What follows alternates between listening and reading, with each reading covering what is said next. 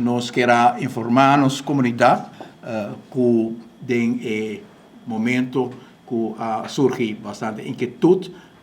tem uma identificação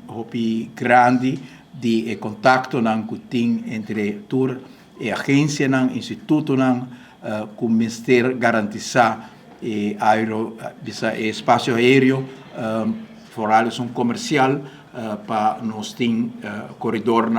que está garantizar. E desse também no departamento de Merca e de Holanda todo tem durante a última semana, pero seguro o último dia uma intensificação de contato para por garantizar dentro do exercício que nós mira também está aumentando, se está algo óbvio que o exercício militar da região de parte de Merca está aumentando na região e por motivo aí também está sumamente importante para o contato para garantizar que todo espaço aéreo caminha com o avião comercial tá o uso de que essa aqui está segura e também localmente também o tráfego marítimo está segura nós temos essa movimentação de cruzeiro e barco de container tour e parte aqui está segura que o tráfego aqui por continuar e nós queremos informar meios de comunicação que em verdade tem aumento de diferentes exercícios na região, pero no mesmo momento também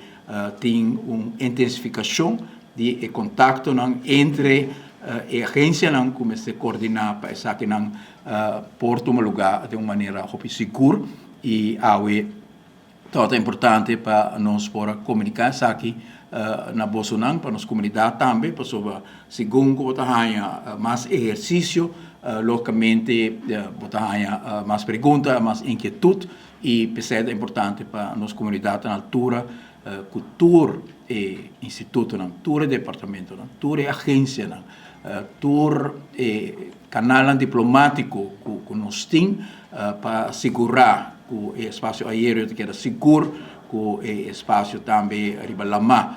caminhos de tráfego comercial também queda seguro e o Consul de Merca garantizar também que a comunicação aqui está assim que nós portamos a tranquilidade que apesar que tem uma intensificação em verdade de treino que nós não se preocupar que não tem a coordenação para assegurar a segurança aérea e a segurança também de conexão marítimo